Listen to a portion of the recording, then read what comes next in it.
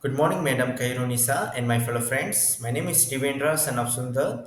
My matric card numbers are 23DLS23 F2035, and my team members are Shashi Devan, son of Vikanesan, 23DLS23 F2073, Zarek Irwan bin Muhammad Isam, 23DLS23 F2067, Muhammad Al Khalil Azril bin Muhammad Ismail, 23DLS23 F2043, and the last but not least, Muhammad Azim bin Razik, 23DLS23 F2047.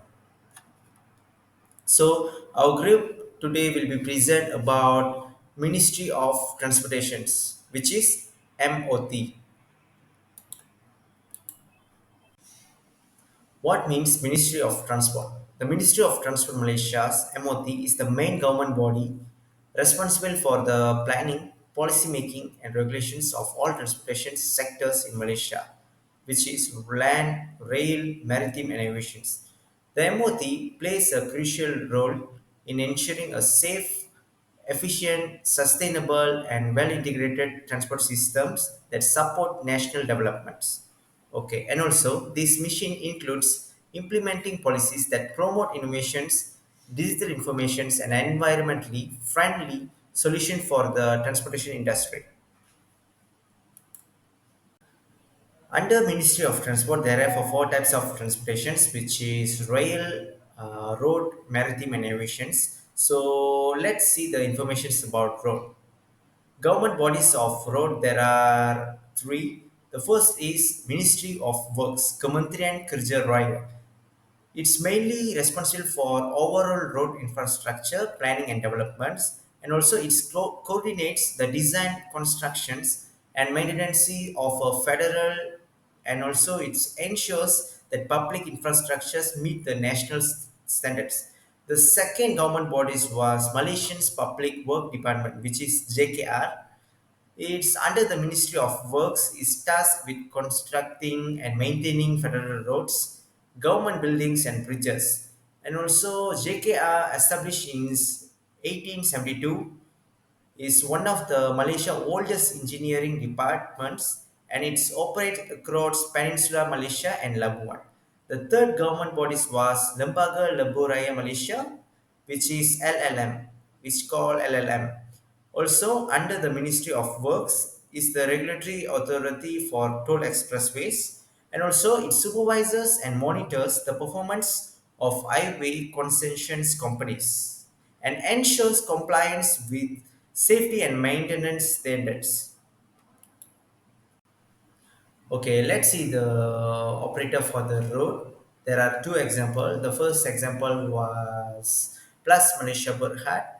It operates the North-South Expressway and toll other roads. It's established in 1986. The ownership was subsidiary of UEM under the Khazanah National Berhad and Malaysia Sovereign Wealth Fund. It's regulated by Lembaga Labour Malaysia (LLM), and concession model was Bill Operate Transfer, which is BOT. The second example was Prolintas. It manages several urban highways in the Klang Valley. Prolintas, established in 1995, the ownerships of Prolintas was only owned by Permodalan National Berhad (PNB), a government-linked investment company, and also it's regulated by Lembaga Labour Malaysia also. And business model was build, operate, transfer BOT for urban expressway. So I'm going to explain about statutory bodies of the road. There are two. The first one was Jabatan Pengangkutan Jalan Malaysia, which is JPJ, Road Transport Department Malaysia. The main role of JPJ is vehicle registration and licensing, driver licensings, and road safety enforcement, road transport regulations and compliance. The act of JPJ is Road Transport Act 1987, and also Act 333. The second example was Agency Pengatur Awam Darat, which is APAD, APAD, Land Public Transport Agency. The main role of APAD, which is regulates and plans public transport systems like buses, rail, taxis, and e-hailing.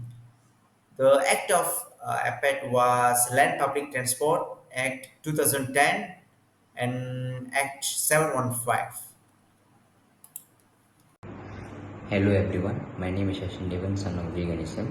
My number matrix are 23 DLS 23F2073. So today I'll be talking about highways in Malaysia. Firstly is about expressways. It is controlled access toll highways such as PLUS, LPT, and it is managed by concessionaires under LLM. Second, federal roads, which is maintain main intercity routes and toll-free, which is maintained by JKR. Thirdly is state roads, which connect towns within states and managed by the state governments. Next, I'll be talking about current issue that's going on in Malaysia.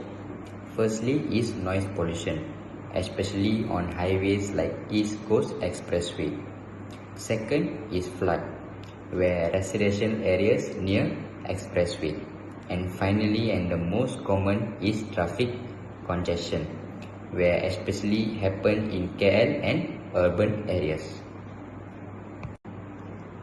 Road development idea. Firstly, Malaysia has planned a wide expressway which is 61 km Ipoh bypass which will be ready by 2028. Second is mud tunnel which includes highways and a cross strait tunnel. Thirdly, Penang PTMP, the Penang Transport Master Plan which includes highway and a cross strait tunnel. Lastly, digital tech, a use of digital tools like BIM and drones for better road planning.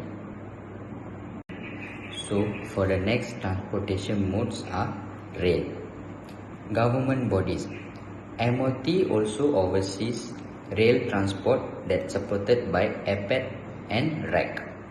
Firstly, Land Public Transport Agency, that is APET, regulatory agency under the Ministry Transport, and it manages the licensing, planning and regulation of land public transport, including rail services. It also ensures the integration of rail services with other modes of public transport. Second, Rail Asset Corporation, that is RAC, statutory body under the Ministry Transport, and it leases rail infrastructure to operate like KTM Berhad, and it is responsible for the maintenance and upgrading of rail tracks, stations and depots. Next, I'm going to talk about the operator for transportation mode rail. Firstly, Kereta Api Tanah Melayu Berhad, which is KTMB. It is an electric train service which has a high-speed intercity trains up to 160 km per hour. KTM commuter train services around Klang Valley and northern regions. KTM Intercity has a long distance trains between states. Second, Prasarana Malaysia Berhad. It is a government-owned public transport company which manages urban rail system in major cities. The subsidiaries for the Rapid Rail Sdn Berhad operate these lines: Kelana Jaya Line for the LRT, Ampang or Sri Petaling Line LRT, and to KL Monorail. Third is Mass Rapid Transit Corporation, which is MRT Corporation. It is a project developer and asset owner for Klang Valley's MRT network, and it is responsible for the development and construction of MRT infrastructure. Operations handled by Rapid Rail is under Prasarana and is under MRT Kajang Line and MRT Putrajaya Line. The statutory bodies for rail are firstly APET, which regulates and issues operating licenses to rail services providers, and it's involved in system integration and public transport planning. Second is REC, which is own physical rail infrastructure and is responsible for maintaining and upgrading rail assets, ensure safety and efficiency. Railways in Malaysia. There are three railways. The first one was urban rail systems include MRT like Kajang and Putrajaya lines, LRT like Lanajaya, Ampang and Sri Petaling lines, monorail Kel Central to Titiwangsa, and the last KTM commuter. The second railways is Intercity Rail. ETS operates high-speed electric trains while KTM Intercity runs diesel services covering longer routes across Peninsula Malaysia. The third railways is East Malaysia. Sabah has one train line connecting Kota Kinabalu, TJ to Tenab, but Sarawak has no rail network. Okay, let's see the current issues and the development ideas for recovery for the rail. The current issues of rail is delayed rail projects such as the HSR. The second issues was aging rail assets and lack of maintenance. The third was service breakdowns and poor peak hour frequency. The last one, low train coverage in rural and developing areas. To recover it, government make development ideas like RTS Link, which is Johor Bahru to Singapore, a 4 kilometer cross-border train line that will reduce traffic on the causeway.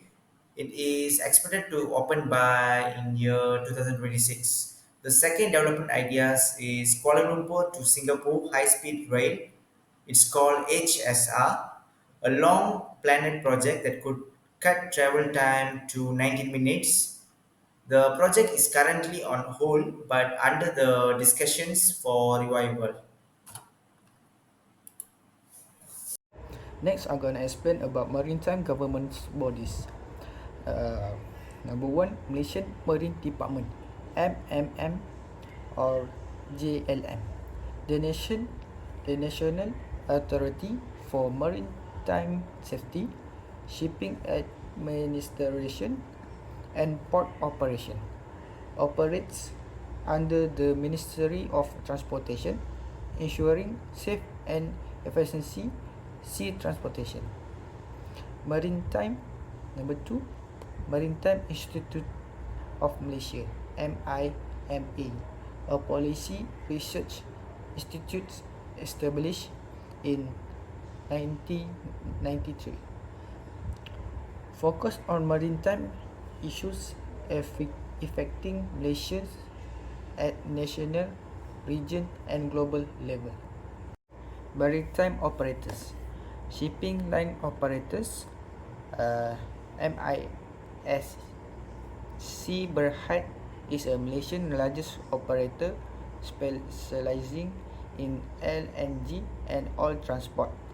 Global players like Marks, Evergreen and CGM with local operation. Number two, port operation. Port operators. Major ports include Port Klang, Westport, Northport, Penang Port, Johor Port, Bintulu Port and Kuantan Port. Number 3, ferry operator. Example, Langkawi Ferry Line, Ventures, Blue Water Express, Penang Fast Ferry. Number 1, Marine Department of Malaysia, MMD, the primarily regulatory authority for shipping and maritime affairs in Malaysia, ensure compliance with international maritime laws like SOLAS, safety of life at sea, and MARPOL, marine pollution. Malaysian Maritime Enforcement Agency, MMEA, act as a Malaysian Coast Guard. Responsibility include enforcing maritime laws, preventing illegal activities like smuggling and piracy, and conducting search and rescue (SAR) operation. Hello everyone, my name is Muhammad Hazim. Today I would like to talk about maritime current issue and development. Malaysia is actively addressing tension in the South China Sea by asserting its right over oil and gas exploration near the Laconia Shoals, while also expediting the construction of a new naval base in Bintulu to bolster security and to strengthen maritime governments. The country is leveraging legal framework like UNCLOS, enhancing diplomatic efforts, fostering defense partnerships, and improving coordination between key agencies such as the MMEA and the Royal Malaysian Navy. Now I will talk about aviation operator. Malaysia aviation sector is supported by key operators including national carrier Malaysia Airlines, low-cost leader Air Asia, and regional specialists like Firefly and Batik Air. Maswing facilitates rural connectivity in East Malaysia, while Malaysia Airports Holding Berhad overseas airport infrastructure. Critical support service such as Post Aviation, SATS Malaysia, and Aerodarat ensure seamless operation across the country and industry. Aviation statutory bodies. I'm going to talk about Malaysia aviation sector is governed by three key statutory bodies. The Civil Aviation Authority of Malaysia ensures safety and security, overseeing air traffic, licensing, and airworthiness since replacing the DCA in 2018. Malaysia Airports Holding Berhad manage critical infrastructure including KLIA and select international airports. The Malaysian Aviation Commission independently regulates commercial aspects, safeguarding consumer rights and optimizing economic operation. Hello, my name is Saris Irwan Bema Masam. My number matrix is 23DLS 23F 2067. And good day everyone. Now I will walk you through some of the major airports in Malaysia. Firstly, we have a Kuala Lumpur International Airport KLIA that located in Sepang. It is Malaysia's main international gateway and is recognized as one of the Southeast Asia busiest airport. Secondly is Kota Kinabalu International Airport in Sabah. It is the second busiest, serving East Malaysia and international routes. Penang International Airport is a key airport for northern Malaysia and is growing as a cargo hub. And Senai International Airport in Johor Bahru supports southern Malaysia that located near Singapore. Next, Langkawi International Airport in Kedah. It is popular among international tourism. Kuching International Airport in Sarawak caters to both domestic and international travelers. Melaka International Airport is smaller with limited routes, while Sultan Abdul Aziz Shah Airport or Subang Airport specializes in recreational turboprop flight and serve as a hub for private jets and Firefly. This airport forms the backbone of Malaysia aviation infrastructure, connecting regions domestically and internationally. Moving on, let's discuss the current issues and proposed development ideas from Malaysia aviation sector. There is currently a global shortage of new aircraft, forcing airlines to continue operating older aircraft longer than expected. In Malaysia, Asia Digital Engineering, a subsidiary of Capital A, is expanding rapidly in aircraft maintenance services. Its revenue is projected to double to Rm 574 million by 2023. Furthermore, ADE plans to open Malaysia's largest maintenance hangar New KLIA in August 2025. On the development side, Malaysia has introduced the Aviation Decarbonization Plan (MADP) aiming for net zero carbon emission by 2050. So this plan promotes sustainable aviation fuel (SAF), more efficient flight operations, and a carbon offset program. Malaysia Airlines is taking the lead by signing a SAF purchase agreement with Petronas, with first delivery expected by 2037. This initiative will help modernize Malaysia's aviation sector while ensuring sustainability. In conclusion, the Malaysia's aviation sector stands at a pivotal point, facing a challenge like declining profits, aircraft shortage, and operational pressures. However, proactive measures such as fleet modernization, maintenance infrastructure expansion, Sustainability initiatives like the aviation decarbonization roadmap and digital transformation are critical steps toward revitalizing the industry. The Ministry of Transport played a crucial role by fostering collaboration between government agencies, private operators, and international partners. So, through strategic investment, regulatory innovation, and sustainability leadership, Malaysia can strengthen its position as a leading aviation hub in Southeast Asia. So the nation's strong commitment to future-proofing its aviation sector is clear, and with the right efforts, Malaysia can continue to soar the new heights in global aviation landscape.